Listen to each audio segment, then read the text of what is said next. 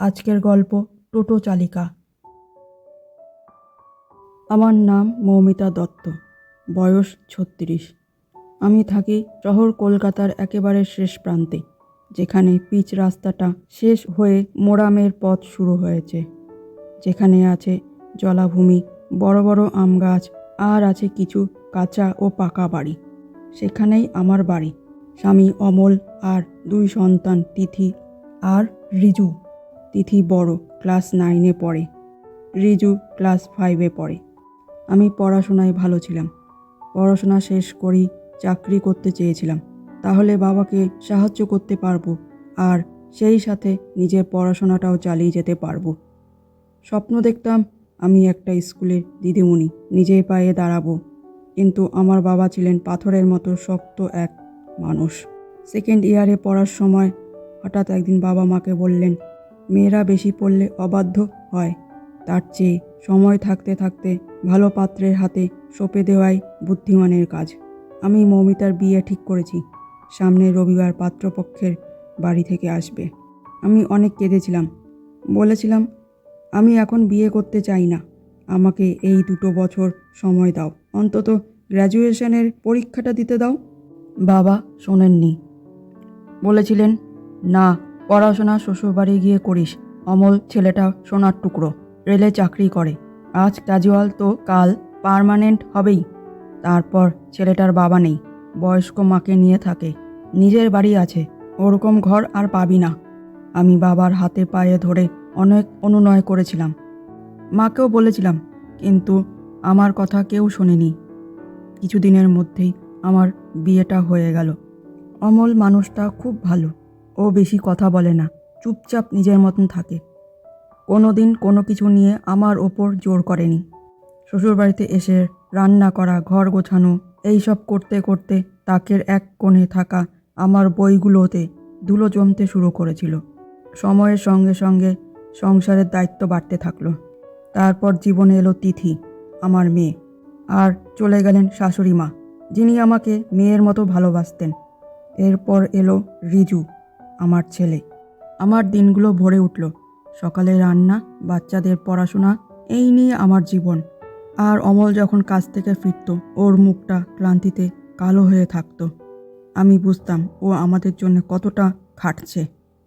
সংসারটা তিল তিল করে সাজাচ্ছিলাম আমি আর অমল। কিছু ঠিকঠাক চলছিল, কম ছিল, কিন্তু অভাবটা খুব বেশি চোখে পড়তো না। আজ থেকে 1 বছর আগে এক কালবৈশাখীর ঝড়ে সব কিছু বদলে গেল। এক শনিবারের দুপুরে অমল কাজ থেকে ফিরল জ্বর নিয়ে।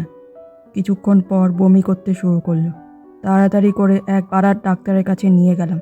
তিনি দেখে অনেকগুলো পরীক্ষা করতে দিলেন। 2 দিন পর পরীক্ষার রিপোর্ট নিয়ে ডাক্তারের কাছে গেলাম। ডাক্তার যা বললেন তা শুনে আমার মাথার বজ্র ভেঙে পড়ল।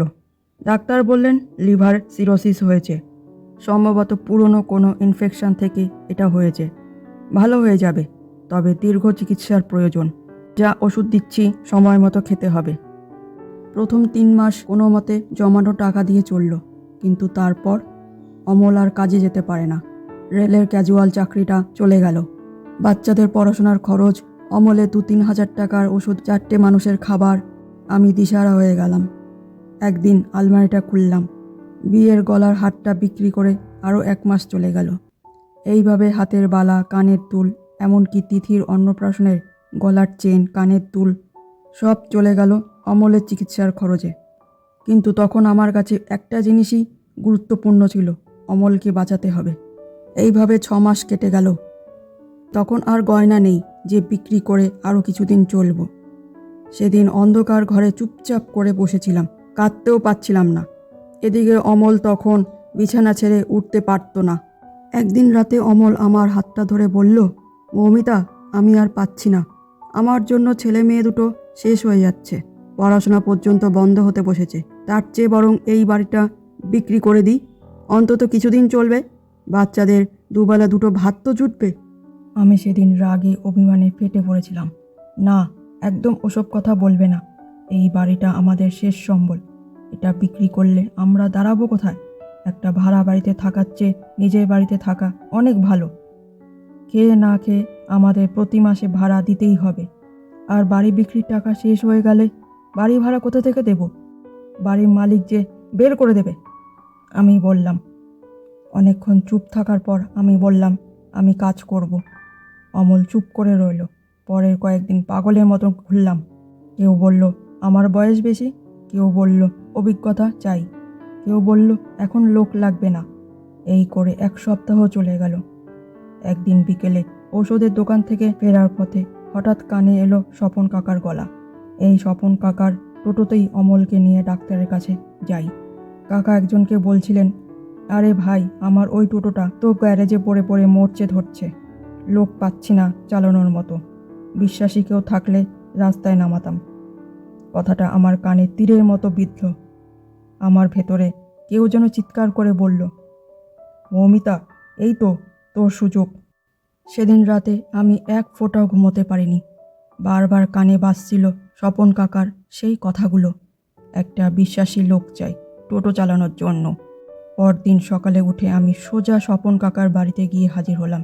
উনি তখন টোটো পরিষ্কার করছিলেন। আমাকে দেখে আঁতকে উঠলেন আর বললেন, কিরে মা, এত সকালে? অমল ঠিক আছে তো? হাসপাতালে নিয়ে যেতে হবে? আমি সামান্য হেসে বললাম, না কাকা, অমল ঠিক আছে। আমি একটা কাজে আপনার কাছে এসেছি। কাল শুনছিলাম আপনার ওই আরেকটা টোটোর, ওটা কি আমি চালাতে পারি? কাকা কাজ থামিয়ে আমার দিকে কয়েক মুহূর্ত হাঁ করে তাকিয়ে রইলেন। তারপর অবিশ্বাস্যের সুরে বললেন, তুই তুই টোটো চালাবি? লোকে যে ছিচি করবে রে। আমি বললাম, কাকা, গত 4 মাস ধরে আমি আমার গয়না বেচে সংসারটা কোনো মতে চালাচ্ছি। এখন আর গয়নাও নেই। অমলকে কি খাওয়াবো? ডাক্তারই বা কি দেখাবো? আর বাচ্চা দুটো কিভাবে মানুষ করব? ওদেরই বা কি খাওয়াবো? জানি না। লোকে ছিচি করবে জানি, কিন্তু ওই লোকগুলো তো আমার বাচ্চাদের মুখে খাবার তুলে দেবে না। স্বপন কাকা কিছুক্ষণ চুপ করে থাকলেন। তারপর দীর্ঘশ্বাস ফেলে বললেন, ঠিক আছে মা, আজ বিকেলে আয়, কয়েকদিন তোকে হাতে ধরিয়ে শিখিয়ে দেব। কিন্তু মনে রাখিস, রাস্তাটা খুব কঠিন হবে তোর জন্য। হাল ছাড়লে চলবে না। কাকার বাড়ি থেকে ফিরে আমি অমলকে কথাটা বললাম। কথাটা শুনে ও যেন বিদ্যুৎ পৃষ্ঠের মতো কেঁপে উঠল। মৌমিতা, তুমি কি পাগল হয়ে গেলে? তুমি টোটো চালাবে? আমার মান সম্মান বলে কিছু থাকবে না পাড়ায়। সবাই বলবে অমল এতটাই অকর্মণ্য যে বউকে রাস্তায় নামিয়ে দিয়েছে। আমি অমলের কাছে বসে ওর শুকনো হাত দুটো নিজের হাতে নিলাম। অমল, সম্মান কি শুধু ঘরে বসে না খেয়ে মরার নাম? তিথি ক্লাস 9-এ পড়ে। খাতা ফুরিয়ে গেলে বলে না। একটা বইয়ের দরকার, তাও বলে না। রিজুর জুতোটা ছিঁড়ে গেছে। তুমি কি চাও ওরা এখন থেকে মানুষের কাছে হাত পাতুক? আর আমি তো চুরি করছি না, আমি কাজ করব। অমল দেওয়ালের দিকে মুখ ঘুরিয়ে কেঁদে উঠল। কিন্তু আমার তখন কাদার বিলাসিতা ছিল না, আমাকে পাথর হতে হয়েছিল। সেদিন বিকেল থেকে শুরু হলো আমার ট্রেনিং। স্টিয়ারিং ধরা, ব্রেক কষা, ভিড়ের মধ্যে ভারসাম্য বজায় রাখা। প্রথম 2 দিন আমার হাত পা থরথর করে কাঁপত। কতবার যে গর্তে চাকা ফেলে দিয়েছি। কিন্তু কাকা আমার সাহস হারাতে দিতেন না। উনি বলতেন, হবে মা, হবে। 5 দিনের মাথায় আমি টোটো নিয়ে রাস্তায় নামলাম। স্টেশন মোড়ে যখন টোটো নিয়ে দাঁড়ালাম, আমার মনে হচ্ছিল 1000টা চোখ আমায় বিদ্ধ করছে। চেনা মানুষগুলো পাশ দিয়ে যাওয়ার সময় হাসছিল। হঠাৎ 3 জন যাত্রী উঠলেন। তাদের মধ্যে থেকে একজন অবাক হয়ে বললেন, কই গো ড্রাইভার, হসপিটাল মোড়ে যাবে? আমি তোতলাতে তোতলাতে বললাম, হ্যাঁ হ্যাঁ যাব। হ্যান্ডেল ঘোরানোর সময় আমার হাত কাঁপছিল। গন্তব্যে পৌঁছানোর পর 30 টাকা আমার হাতে দিলেন। ওটা আমার প্রথম উপার্জনের টাকা। কিন্তু পরের দিন তিক্ত অভিজ্ঞতা হলো। আজ 2টো ছোকরা আমার টোটোয় উঠল। তাদের মধ্যে একজন বলল, ওরে বাবা, এ যে লেডি ড্রাইভার, হাত দেখিও না দিদি, তাহলে কিন্তু লাইন পড়তে শুরু করবে। ওরা নোংরা হাসিতে ফেটে পড়ল। আমার চোখ ফেটে জল আসছিল। মনে হচ্ছিল টোটোটা ওখানেই ফেলে রেখে বাড়ি পালিয়ে যাই। কিন্তু আমার ব্যাগে অমলের প্রেসক্রিপশনটা আছে। ওর মাত্র 5 দিনের ওষুধ ঘরে পড়ে আছে। আমি চোখের জল মুছে ফেললাম। স্টিয়ারিংটা আরও শক্ত করে ধরলাম। মনে মনে বললাম, এত সহজে হার মানলে চলবে না। একদিন এক বৃদ্ধ আমার টোটোয় উঠলেন। তারপর বললেন, মা তুই খুব সাহসী, তুই শুধু টোটো চালাচ্ছিস না, তুই একটা পরিবারের সম্মান বাঁচিয়ে রেখেছিস। মাস তিনেক পরে আমি বুঝলাম আমি আর আগের মতো নেই। এখন আর ভয় পাই না, আত্মবিশ্বাস নিয়েই টোটো চালাই। অমল একদিন বলল, তুমি আমাদের বাঁচাচ্ছ। তিথি বলল, মা আমি তোমার জন্য গর্বিত। রিজু বলল, আমার মা হিরো। আমি কিছু বলিনি, কিন্তু ভেতরে ভেতরে আমি আরও শক্ত হয়ে উঠলাম। আজ আমি টোটো চালাই, লোকজন আমাকে চেনে। আমি জানি না আমার জীবন কোথায় গিয়ে থামবে। গল্পটি ভালো লাগলে লাইক শেয়ার করবেন আর কমেন্ট করে জানাবেন। সাবস্ক্রাইব করে গপ্প গল্প এই চ্যানেলটির পাশে থাকবেন।